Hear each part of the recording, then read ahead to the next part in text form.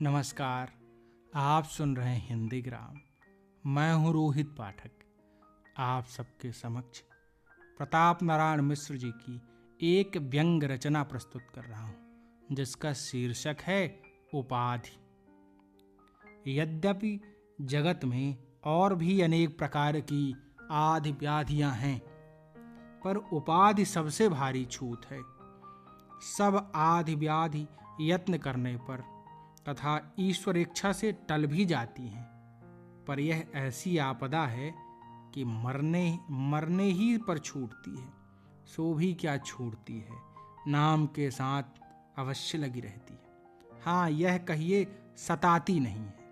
यदि मरने के पीछे भी आत्मा को कुछ करना धरना तथा आना जाना या भोगना पड़ता होगा, तो हम जानते हैं कि उस दशा में भी यह पीछा नहीं छोड़ती होगी। दूसरी आपदा छूट जाने पर तन और मन प्रसन्न होते हैं, पर यह ऐसा गुड़ भरा हंसिया है कि ना उगलते बने ना निगलते बने।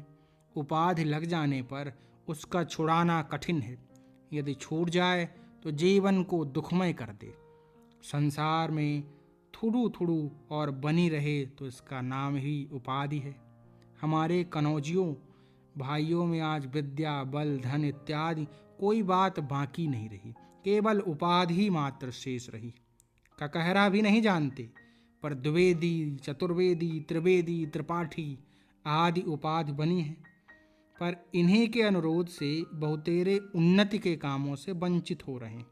न विलायत जा सके, न एक दूसरे के साथ खा सके, न छोटा मोटा काम करके घर का दारिद्र्य मिटा सके। परमेश्वर न करे, यदि इस दीन दशा में कोई कन्या हो गई और भी कोढ़ में खाज हुई, घर में धन न ठहरा, बिना धन बेटी का ब्याह होना कठिन है। उतर के ब्याह दें तो नाक कटती है, न ब्याहें तो इज्जत धर्म पुरुषों के नाम में बट्टा लगने का डर है।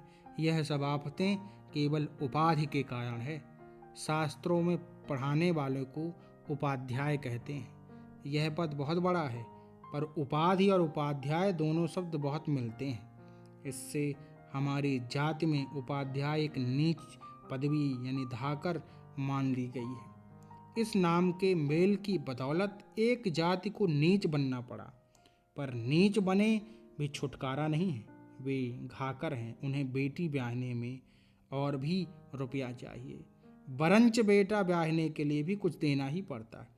यह दोहरा घाटा केवल उपाधि के नाम का फल है। हमारे बंगाली भाई भी कान्यकुंज कुल ही के हैं, पर उन्होंने मुखोपाध्याय चट्टोपाध्याय इत्यादि नामों में देखा कि उपाधि लगी है। कौन जाने किसी दिन कोई उपाधि खड़ी कर दे। इससे बुद्धिमानी करके नाम ही बदल डाले, मुखर्जी चटर्जी आदि बन गए। यह बात कुछ कनौजियों ही पर नहीं है। जिसके नाम में उपाधि लगी होगी, उसी को सदा उपाधि लगी रहेगी। आज आप पंडित जी, बाबू जी, लाला जी, शेख जी आदि कहलाते हैं, बड़े आनंद में हैं। 4 जजमानों को आशीर्वाद दे आया कीजिए, या छोटा मोटा धंधा या 10-5 की नौकरी कर लिया कीजिए। परमात्मा खाने पहनने को देता रहेगा। खाइए पहनिए, पांव पसार कर सोइए। न उद्धव के लेने न माधव के देने। पर यदि प्रज्ञा विद्यासागर बीए एमए आदि की उपाधि चाहनी हो तो किसी कॉलेज में नाम लिखवाइए, परदेश जाइए, नींद नारी भोजन पर हरही का नमूना बनिए। 5-7 बरस में उपाधि मिल जाएगी। घर में चाहे खाने को ना हो, पर बाहर बाबू बन के निकलना पड़ेगा। चाहे भूखों मरिए, पर धंधा कोई ना कर सकिएगा।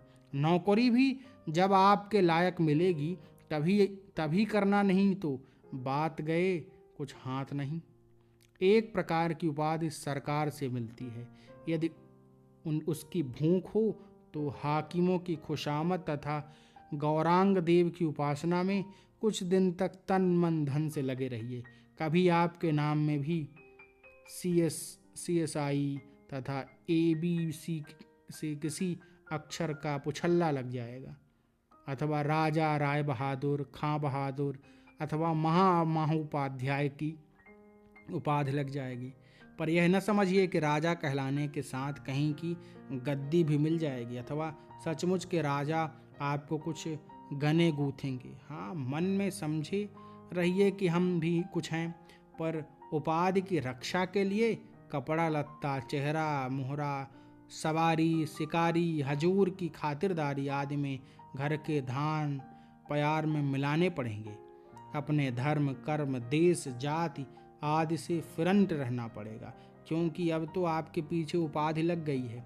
इसी से कहते हैं कि उपाधि का नाम बुरा है। उपाधि पाना अच्छा है, सही, पर ऐसा ही अच्छा जैसा बैकुंठ जाना पर गधे पर चढ़ के जाना।